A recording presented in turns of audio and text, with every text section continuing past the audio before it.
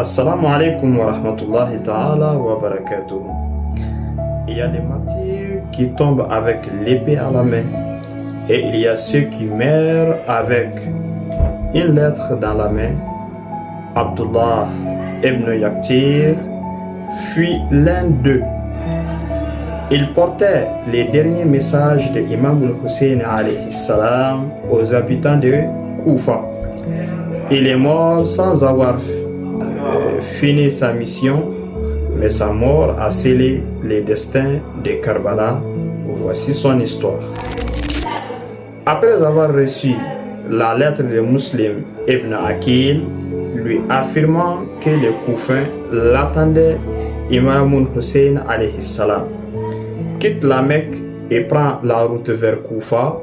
En chemin, il apprend que la situation a changé. Muslim a été trahi, capturé, exécuté. La ville est tombée entre les mains de Ubaydullah ibn Ziyad. L'imam veut encore s'assurer. Il rédige une lettre et envoie un homme digne de confiance, Abdullah ibn Yaqtir, son messager personnel. Certains récits disent qu'il était le frère de l'imam al-Hussein alayhi salam, nourri par la même femme. D'autres le présentent comme un compagnon fidèle et messager habituel de la mission prophétique. Ce qui est sûr, c'est qu'il était totalement loyal. L'imam lui confie une lettre et l'envoie à Koufa pour informer ses partisans de son arrivée prochaine. Mais le piège est déjà tendu. Les routes sont surveillées. Koufa est encerclé. Avant même d'entrer dans la ville, Abdullah est intercepté. Il est arrêté par les forces d'Ibn Ziyad, fouillé, et on trouve sur lui la lettre de l'imam destinée aux Koufains.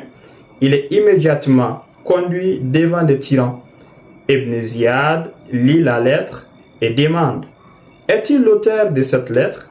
Il répond: non, elle est de Imam al-Hussein alayhi salam, fils de Fatima alayhi salam.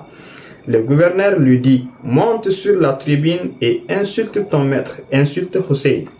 Abdullah accepte de monter, mais une fois sur la tribune, il élève la voix et proclame: ô peuple de Koufa, voici la lettre du petit-fils du prophète.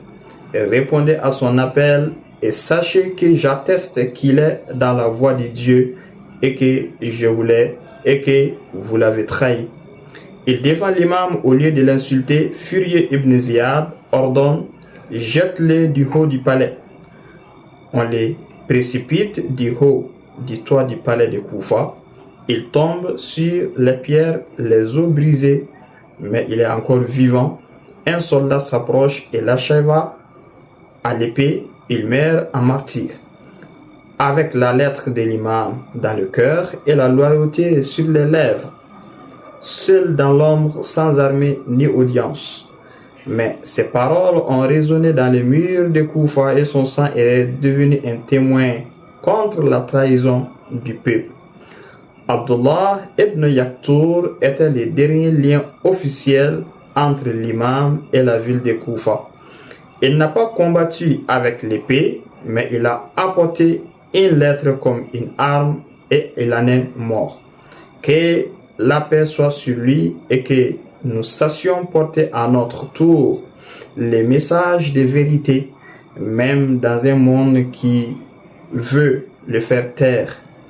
Assalamu ala al-Hussein, wassalamu alaikum wa rahmatullahi ta'ala wa barakatuh.